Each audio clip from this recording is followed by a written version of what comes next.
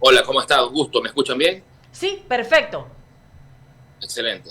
Juan Carlos, hice una intro justamente, ¿no? Respecto de estas acciones económicas que debería ir ya tomando el nuevo gobierno para arrancar y que la gente perciba de que se va a ir reactivando algo, porque, a ver, tenemos la percepción, y digo tenemos, me incluyo, de que hemos caído todos los ecuatorianos prácticamente en pobreza. O sea, todos decimos, estamos chiros, no hay dinero, no pagan, no esto. Es verdad. Y es un efecto dominó. Y todos terminamos en esa desesperación en la que nos encontramos todos. Y no es justificativo, pero muchas personas han caído en el tema de la delincuencia o en caer en acciones ilegales, ilícitas, justamente porque no encuentra salida. No hay trabajo, no hay dinero, no hay circulante. ¿Qué es lo que está pasando? De acuerdo. Primero un saludo a todos, al panel y a todos los que nos escuchan a través de I99. Eh, a ver, yo creo que hay varias cosas que conversar y no quiero dejar que se enfríe un poco el comentario con el cual cerró Eduardo. Sí, hay que ver la página, pero no hay que olvidar la página, porque estamos en el inicio de un nuevo gobierno que no debería omitir esa página para no cometer los mismos errores. Podemos hablar de política, de temas sociales, de temas económicos, pero en realidad el trasfondo de todo es la estabilidad que el mandatario le dé a su gobierno. Y perdón que todavía no la economía, pero creo que es un punto fundamental. Así como un panadero tiene ciertos ingredientes para hacer pan de sal y para pan de dulce, el panadero debe saber a qué mercado atiende. Si la mayoría pide pan de sal, sería un error vender pan de dulce. Y usted también hablaba, Wendy, sobre cómo está la nueva asamblea elaborada. Más allá de los grados académicos, creo que sería muy torpe no querer ver que la asamblea en el Ecuador, no solo ahora, también el 2021, también antes, tiene un matiz de centro izquierda. Así son las preferencias electorales en el país. Y por tanto, si la asamblea es el reflejo de la preferencia electoral de la sociedad y el mandatario decide desconocer esa tendencia de pensamiento o de acercamiento de la sociedad y establece un gabinete ajena a esa realidad, será el primer error del presidente Noboa, que fue el error que cometió Lazo. Por eso comparto con Brian la página, pero hay que recordar esa página. No se debe hacer un gabinete en función de lo que se piensa y se cree personalmente, sino lo que la sociedad demanda. Primer consejo, no es advertencia para nada, sino es un consejo real y sincero, porque si eso no se otorga de entrada, entraremos en un gobierno con conflictos desde el primer momento. Y por más que haya buenas ideas en lo económico, en lo social, no se traducirán en nada, porque el conflicto político va a consumir la gestión gubernamental. Ahora, asumiendo que el gobierno tiene paz y que hay esta estabilidad política para poder ver qué logra hacer, yo le meto un ingrediente extra. Wendy, Eduardo, todos en el panel y los que nos escuchan. Es un año electoral. El presidente Noboa entra a asumir su mandato con el inicio de una nueva campaña. Así de sencillo. Entonces, en lo racional en materia económica y en materia de finanzas públicas, yo siempre divido las dos aguas porque no son lo mismo. Lo que usted me decía, Wendy, al inicio, es económico. Que haya empleo, que haya plata circulando, eso es económico. Y el 99.9% de las discusiones en medios de comunicación es de finanzas públicas, Así que es. no es menor, que es importante, pero ya vimos durante 2 años y medio que centrarnos en finanzas públicas no nos llevó a ningún puerto seguro en materia económica. Entonces, a evidencia nos permite comprender que el dedicarnos a las finanzas públicas no siempre se traduce en una mejora económica, que a la vez es más producción, más empleo, mejores salarios, más bienestar. Eso no se logra solo con ver las finanzas públicas. Entonces, sí, hay una finanza pública muy pesada, porque este año probablemente cerremos con un déficit de 5 mil millones de dólares.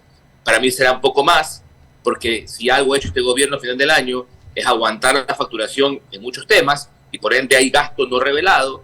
Solo así ya hay cerca de 5.000 millones en déficit, que el gobierno se empeña en negarlo, pero bueno, es parte de lo que tiene que hacer de retórica para salir más o menos bien parado. Pero ese es el primer reto, 5.000 millones de déficit, ¿cómo lo logro cambiar? Porque el siguiente año podrá ser mayor. Finanzas públicas, lo económico, cómo hacer que el molino de vueltas, Wendy, para que usted tenga más aliento que el que acaba de escribir y toda la sociedad en general. El tema de seguridad, que no deja de ser importante, sigue estando en el puesto número 1, ¿sí? Entonces, sumado a que iba un año electoral, ¿qué es lo que el presidente va a hacer en mi lectura?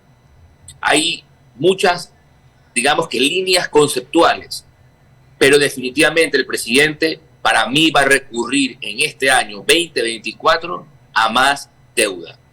Probablemente venderá anticipadamente petróleo para financiar su presupuesto, porque para mí esto es un contrasentido que el presidente quiera ser reelecto y genere más impuestos, ¿sí? O que diga voy a quitar subsidio e incendia muchos espacios en el país, aun cuando sea prudente y sea correcto técnicamente. Tocar subsidios puede ser un contrapeso político para él y va a ir en contrasentido a lo que él aspira, que es una reelección. Entonces, en resumidas cuentas, para mí la única carta que él tiene es más deuda o preventas petroleras o concesiones muy ágiles que le generen algo de caja para poder campear déficits y poder generar obra pública, que es la que a él le va a dar más rédito político. Para mí, en eso se va a centrar el 2024.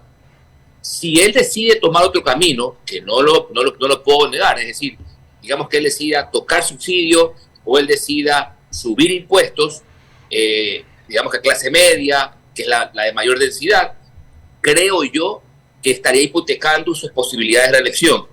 Solo hay cabida para una reforma tributaria, para mí, que sería para grandes empresas o grandes ingresos. Esa tendría mayor sentido porque no hay mayor costo político para él en materia de masividad de votos. Pero recalco, el que sea un año electoral, el 2024, restringe cualquier posibilidad técnica que él tenga a su haber en materia económica. Y para mí entender, él va a buscar como primera carta estratégica más deuda o inclusive financiarse con preventas petroleras. Es un poco mi lectura, Wendy. Perfecto. Buenas tardes, Juan Carlos, qué gusto estar aquí con usted, la verdad que siempre un gusto tenerlo.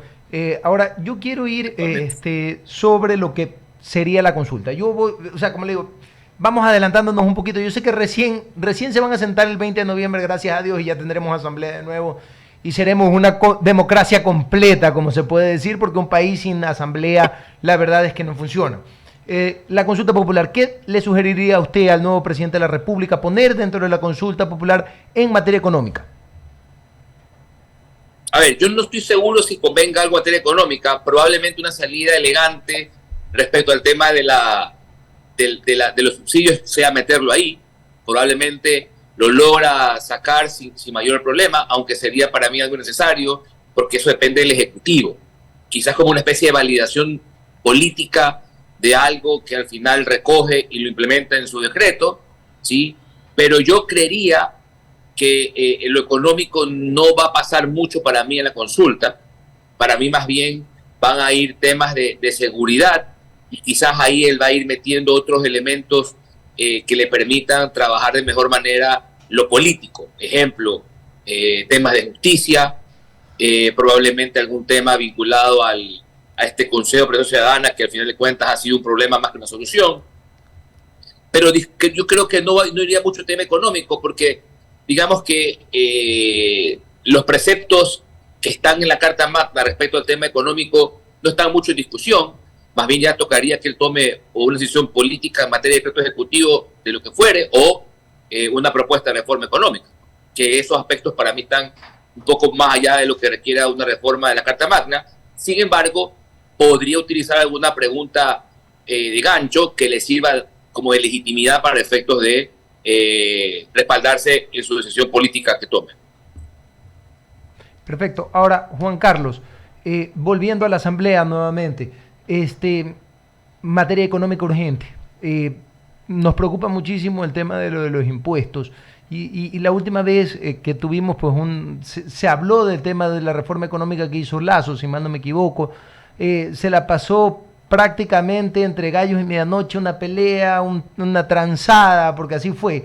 ¿Qué le sugeriría a la Asamblea respecto de materia económica? Porque tenemos un problema bien grave y lo hemos hablado ya algunas veces con usted, y es el tema laboral. ¿Ok? El tema laboral que es tan grave justamente y que no permite que crezca la economía muchas veces porque la gente no quiere contratar más empleados, porque tienes un código de trabajo sumamente... no voy a describirlo, un código de trabajo de 1938 de Martínez Gallo, solamente me quedo en eso. Entonces, no sé qué tendría para decirse, si que se puede hacer una reforma, si se debería hacer una reforma, y a nivel de banca pública, porque usted es especialista también en banca pública. Mire, me voy por un lado por la Asamblea y otra vez otro lado en banca pública, que también es tan importante y que no se menciona mucho. ¿Qué tipo de créditos deberían de darse? ¿Cómo debería de actuar el gobierno de Daniel Noboa con la banca pública en el próximo año, 4 meses? O sea, ¿qué tipo de préstamos podrían hacerse? Cuéntenos un poco. Excelente. A ver, si yo fuese, vamos a asumir el roleplay, si yo fuese asesor del presidente Noboa en materia económica, yo le diría, no toques todavía ni te impacientes en tocar, digamos que leyes laborales. En realidad creo que es una papa muy caliente, más aún, como recalco, es un año electoral. Yo tengo mis propias, digamos que percepciones respecto del empleo en el Ecuador. Yo soy muy sencillo en mi interpretación. Hoy en día no hay el empleo que se requiere porque la economía está hundida, y no es porque, para mí no falta voluntad del empresario en contratar más o no. La demanda agregada no crece. Si nadie me compra más, ¿para qué pongo más empleados o pongo más máquinas a funcionar? Es así sencillo. La economía requiere un choque de demanda agregada para que todo empiece de nuevo a funcionar. Para eso requieres que el circulante de la economía aumente. Y ahí tienes dos vertientes. Que ingresen más divisas al país, en términos netos, es decir, que lo que entre y salga sea mucho mayor, lo que entre que lo que salga. Y dos, ¿sí?, que el crédito aumente, porque eso multiplica el dinero. Entonces, obviamente, un presidente no puede decir expórtame más banana, expórtame más camarón, porque eso depende del mercado. ¿Okay? Ni decir véngase más inversión, porque eso no depende tampoco del país, sino depende de otras personas. Entonces, yo en la atracción de divisas lo veo muy complicado, ¿sí? Y lo único que él podría hacer realmente para que la rueca funcione, ¿sí?, es que pueda producir un poco más de barriles de petróleo en el año que viene. Pero eso es algo en mediano plazo, no es algo que lo veremos en el primer semestre, ¿no? Entonces, a nivel de demanda agregada, lo que debería existir para mí son reformas bancarias. Porque lo que ha ocurrido durante estos últimos 2 años y medio es que la banca no ha decidido prestar lo que pudo haber prestado, bajo diferentes argumentos. Y esto se debe, ¿sí?, a que hoy no tienen un marco legal que lo tenían antes. ¿Okay? ¿Qué pasaba antes, Wendy, Eduardo? Antes la banca tenía una regla de liquidez. No podía tener más allá de cierto límite de liquidez, porque ese excedente de liquidez tenía que, escúchame Eduardo y Wendy, tenía que invertirlo en Banco Central como encaje o en banca pública. De esa forma, el dinero que la banca decidía no colocar era colocado por la banca pública. Es decir, hacías que se maximice el uso del recurso disponible para el crédito. Hoy tienes un billete guardado que no circula. Esa es la realidad.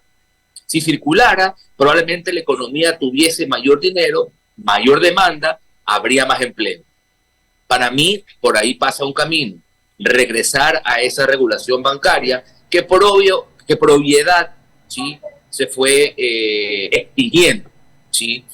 Entonces, hoy creo que el presidente Noboa tiene que sacar de nuevo esa regulación para hacer todo funcionar nuevamente como debería haber sido.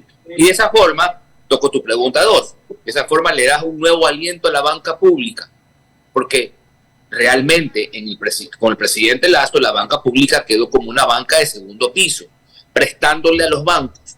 Y si los bancos no prestan, entonces dime dónde está el beneficio. Entonces, la banca pública tiene que regresar nuevamente a dar créditos de impacto, no un crédito de asistencia social, un crédito de impacto que haga que mueva la economía en los sectores que tienen mayor multiplicación. Sí, Juan Carlos, a propósito del tema de créditos y bonos también, pregunto yo, ¿es necesario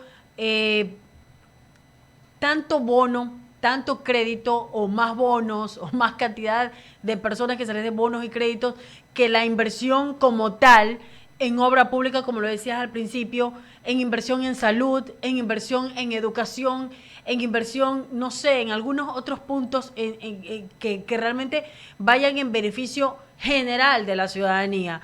Porque si me hablan de bonos y bonos y bonos y bonos, cada vez van creciendo el tema de los bonos, porque cada vez más personas van a decir, no tengo recursos. Pregunto yo, ¿no será mejor la inversión como tal, aumentar el presupuesto para estas áreas principales, por ejemplo, de las que te he mencionado, salud, educación y la misma obra pública? A ver, yo creo que los bonos son más parte de política social que política económica, ¿okay? Y la política social es también necesario, porque digamos que las familias que se benefician del bono, digamos que en este momento, ¿sí? El bono denominado la pobreza, son familias que tienen en cierta forma un nivel de ingresos muy por debajo de lo que la subsistencia debería permitir. Entonces, y tampoco es el bono un básico, el bono realmente es un valor reducido, pero que de alguna forma permite cambiar ciertas adversidades. Si me preguntas, creo que más que un dinero debería ser de alguna forma una especie de valor otro tipo, que puede ser comprado otro tipo de ayuda, claro. Por ejemplo, en vez de decir, te voy a dar $30, qué sé yo, se me ocurre, ¿sabes qué? Tienes, qué sé yo, eres madre soltera, necesitas leche, pañales.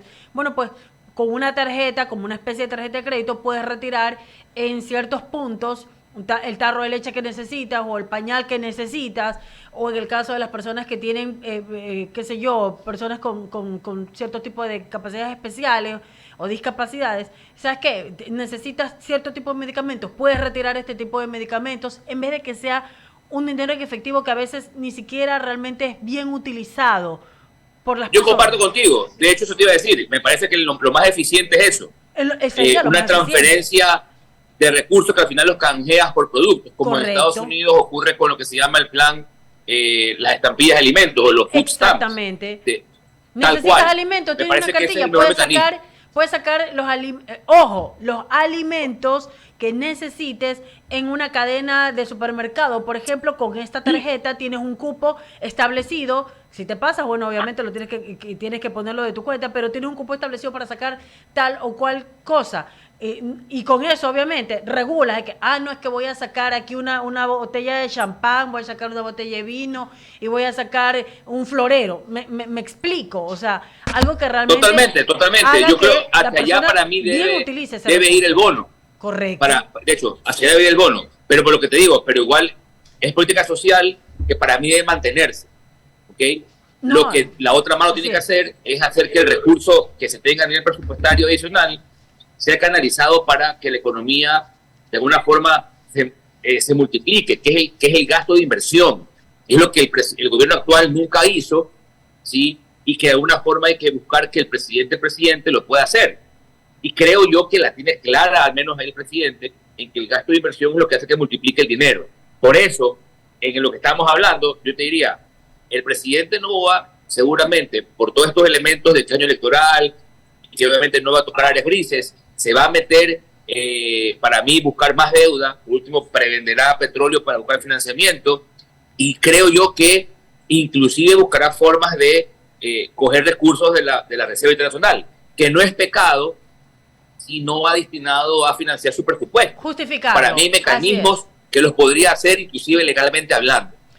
Claro, justificándolo bien, yo creo que no habría ningún problema. Juan Carlos. Por ejemplo, si un GAT emite un bono, bueno, Guayaquil emite un bono, emite bonos, y el central compra esos bonos, le estaría dando recursos al GAT para que pueda hacer obra Así en es. Guayaquil, y no es que está siendo incestuoso, como algunos gurús decían, que le sacas billete a lo que no son dueños del depósito. Aquí sí, el GAT tiene plata en el central, y le estás prestando a ellos que tienen ahí. Entonces no es pecado. Así es. Juan Carlos, nos ha quedado cortísimo el tiempo, siempre habrá una nueva ocasión para seguir conversando. Es interesante ir justamente analizando estos temas, porque de pronto y nos escuchan por ahí por parte del gobierno y dicen, bueno, sí, tiene validez aquello, a lo mejor nosotros en campaña no vimos tal o cual cosa, pero son a veces detalles que se escapan, pero pudieran ser muy válidos. Vamos a seguir conversando en los Seguro que próximos sí. días. Un abrazo. Chao, saludos a todos. Gracias por Bendiciones. siempre estar con nosotros. Juan Carlos Jácome, asesor económico aquí en el